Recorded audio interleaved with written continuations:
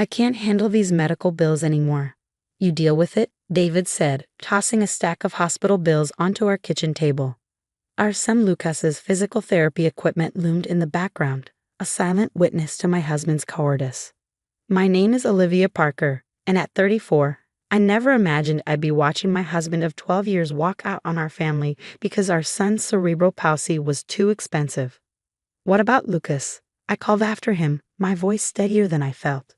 He needs his father. David paused at the door, his expensive golf clubs slung over his shoulder, the same clubs he bought last month while I was juggling overtime shifts to cover Lucas's medications. He needs a lot of things, Olivia. Things I can't give him anymore. This isn't the life I signed up for. The sound of the door slamming echoed through our modest home. Upstairs, I heard Lucas's breathing machine whir steadily, keeping our beautiful 8-year-old son comfortable while he slept. I clutched the edge of the kitchen counter, refusing to let the tears fall. I had to be strong. Lucas needed at least one parent who wouldn't break. The next morning, I discovered David had emptied our joint account, leaving just enough to cover this month's mortgage. His note was brief. I'll send what I can when I can. Don't try to contact me. I sat in our living room, surrounded by the life we'd built together. Photos on the walls told the story of what seemed like a perfect family, our wedding day, Lucas's birth, family vacations. But the reality had been different. Ever since Lucas's diagnosis at age 2, David had grown increasingly distant.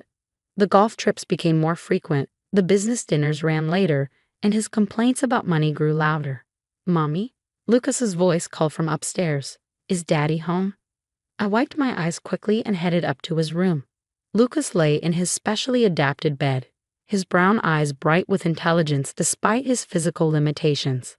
The morning sun streamed through his window, highlighting the superhero posters David had once lovingly put up. "Hey, sweetheart," I said, sitting beside him and adjusting his pillows. "Daddy had to go away for a while, but you and I are going to be just fine." Lucas's face fell slightly, but he managed a brave smile. "Because we're a team, right?" "Always," I promised, helping him with his morning stretches.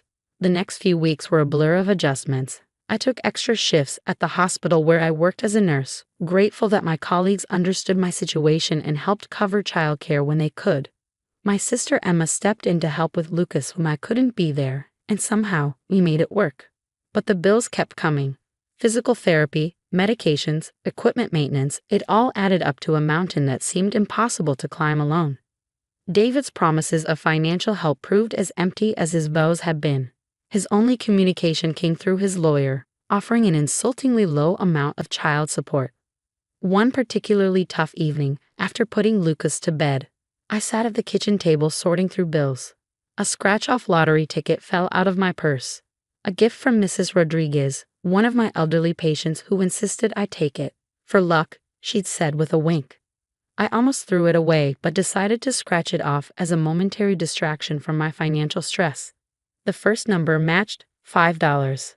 The second, another match. By the fifth match, my hands were shaking so badly I could barely finish scratching. $250,000. I checked the numbers again and again, convinced I was hallucinating from exhaustion. But the figures didn't change. $250,000. Not enough to solve all our problems, but enough to give us breathing room to ensure Lucas would get the care he needed without me working myself to death. The next day, after verifying the ticket and starting the claim process, I received a text from David. "We need to talk about Lucas's summer therapy program. I can't contribute this year." I stared at the message, a strange calm washing over me. For the first time since he left, I felt something other than despair. I felt powerful. "Don't worry about it," I texted back. "I've got it covered." His response was immediate. "Did your parents give you money? You know they can't afford to support you forever." I didn't respond. Let him wonder. Let him worry about how I was managing without him. The lottery win wasn't just money, it was freedom. Freedom from his manipulation, from his constant reminders of what a burden our son's care was, from the guilt he'd heaped on me for years. That evening, as Lucas and I had dinner together, pizza, his favorite, he looked at me with those wise eyes that seemed to see right through me. "You look happy today, Mommy." I reached across the table and squeezed his hand. "I am happy, baby, because I've got you. even though we cost a lot?" he asked quietly, and my heart broke realizing how much he'd internalized his father's complaints. "Lucas, listen to me," I said firmly. "You are not a cost. You are not a burden. You are my son, and you are worth everything to me. Don't ever let anyone make you feel otherwise." He smiled then, a real smile that lit up his whole face. "Can we get ice cream for dessert?" "You know what? Yes, we can. And tomorrow, we're going shopping for some new equipment for your room." As I tucked him in that night, surrounded by his favorite stuffed animals and the soft glow of his nightlight, I made a silent promise. David's betrayal wouldn't break us. Instead, it would make us stronger. The lottery win wasn't just luck. It was the universe's way of showing me that sometimes, when one door slams shut, another one opens. Little did I know, my newfound financial security was just the beginning. David's discovery of our changed circumstances would lead to a series of events that would test my resolve in ways I never expected. But for now, listening to Lucas's steady breathing as he drifted off to sleep, I felt ready to face whatever came next. The real test would begin tomorrow when David's lawyer called to discuss the custody arrangement. But this time, I wouldn't be negotiating from a place of desperation. This time, I had options, and I intended to use every single one of them. The lawyer's office was colder than I remembered, or maybe it was just David's icy stare as I walked in. He sat there in his designer suit, looking polished and professional, the perfect image of a concerned father, if you didn't know better. "You're late," he said, checking his Rolex, the one he'd bought himself as a consolation gift after Lucas's diagnosis. "Actually, I'm right on time," I replied, taking my seat. Traffic was light. His lawyer, Mr. Peters, cleared his throat. "Let's discuss the custody arrangement and support payments. Mr. Parker has prepared a proposal."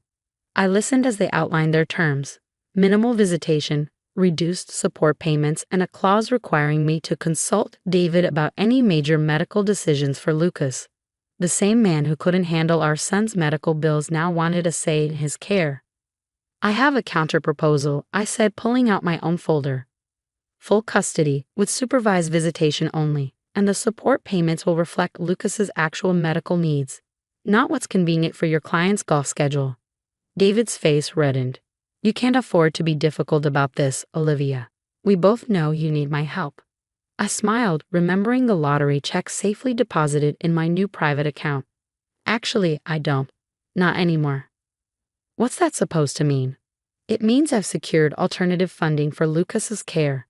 You're welcome to be part of his life, David, but only if you're actually going to be present. No more disappearing acts." David leaned forward, his facade cracking. "Alternative funding. From where?" "Who would?" "That's not relevant to these proceedings," my lawyer interrupted. She was new, hired with my lottery money, and significantly more qualified than the one I had before. "What's relevant is that Miss Parker is fully capable of providing for Lucas's needs." The meeting continued, but I could see the wheels turning in David's head. He kept shooting me suspicious glances, probably trying to figure out where the money had come from. His proposal grew more generous with each rejection, but I stood firm. Later that evening, as I helped Lucas with his homework, my phone buzzed with texts from David. "Where did you get the money? Are you seeing someone? You can't shut me out of my son's life." I ignored them all, focusing instead on Lucas's bright smile as he solved a math problem. We'd started him in a new therapy program, the one David had always claimed was too expensive. The changes in just a few weeks were remarkable. "Mom, can we have Mrs. Rodriguez over for dinner soon?" Lucas asked, looking up from his worksheet. "She always brings those cookies I like." I froze. Mrs. Rodriguez, the patient who'd given me the lottery ticket. I hadn't told anyone about the win yet, not even her. "That's a wonderful idea, sweetheart. Maybe this weekend." The next morning, I found David waiting in my driveway as I prepared to take Lucas to therapy. "We need to talk," he said, blocking my path to the car. "Move, David. We have an appointment." "Not until you tell me what's going on. I drove by yesterday. There's new equipment in the house. You've hired a full-time nurse. Where's the money coming from?" I met his gaze steadily. "You lost the right to know about our finances when you walked out. Now move, or I'll call the police." His face darkened. "I have a right to know if someone else is involved with my son." "Your son?"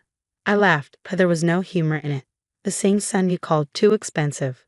The one whose medical bills were too much for your conscience to bear. That son.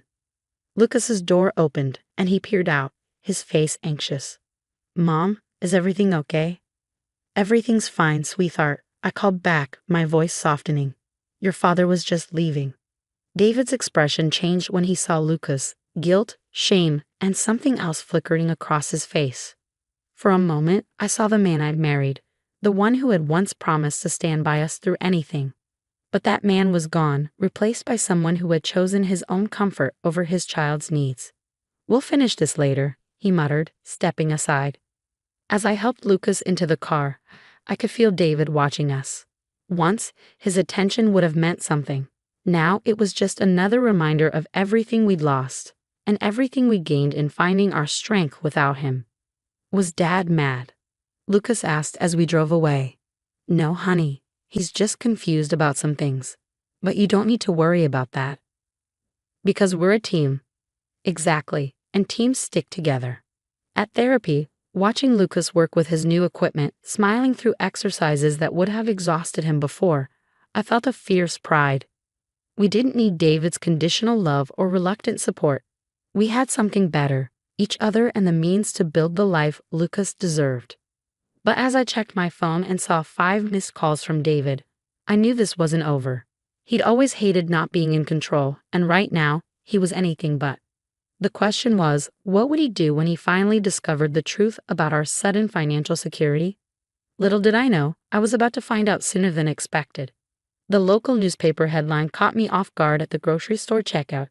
Local woman claims $250,000 lottery prize. There I was smiling with the oversized check, Mrs. Rodriguez beaming beside me. I'd invited her to the ceremony as a thank you, never expecting it would lead to this. My phone buzzed. David. I just saw the paper, he said, his voice cold. A lottery win. That's where the money came from. I have a right to some of that.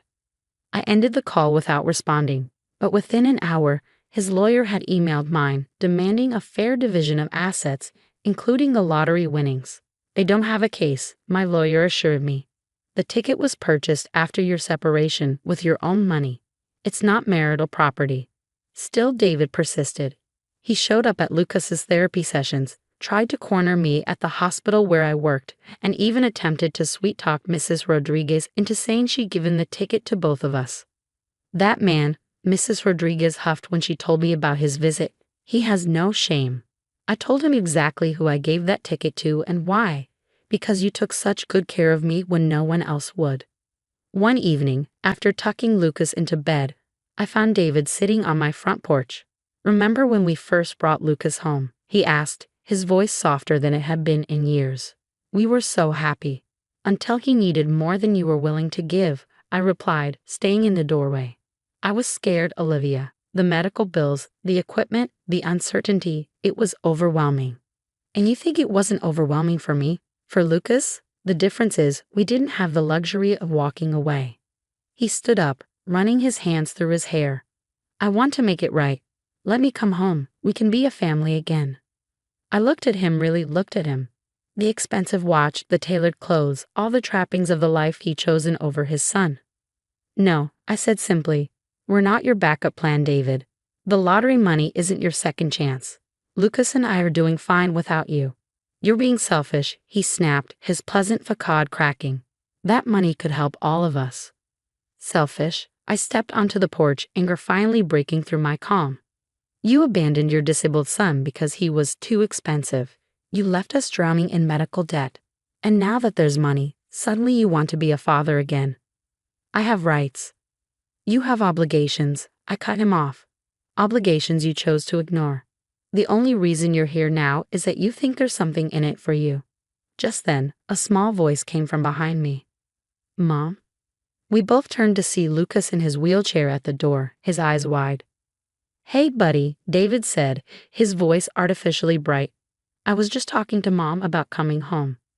No, Lucas said quietly but firmly. You left us. Mom never left. She's always here, even when it's hard. My heart broke at the question, but I wouldn't lie to him. I think so, yes. He nodded, processing this. That's okay. We don't need him anyway. No, I agree, kissing his forehead. We don't. The next day, I instructed my lawyer to file a restraining order. David's attempts to claim the lottery money had crossed into harassment, and I was done letting him disrupt our lives. 3 months later, we moved to a new house, one better adapted for Lucas's needs. The lottery money, carefully invested, ensured he would always have access to the best care possible. David's lawyer eventually stopped sending demands, and his child support payments, when they came at all, went into a separate account I never touched. Looking back, the lottery win wasn't just about the money. It was about proving to ourselves that we could make it on our own. That sometimes the best kind of luck isn't about what you gain, but about finding the strength to let go of what's holding you back. Lucas thrived in his new therapy programs. His doctors were amazed at his progress, but I wasn't surprised. He'd always been strong. He just needed the chance to show it. As for David, last I heard, he'd moved to another state, started a new life. Sometimes, Lucas asked about him, but the questions came less frequently now. We'd built something better than what we lost, a home where love wasn't conditional, where worth wasn't measured in dollars and cents. And that was worth more than any lottery win could ever be.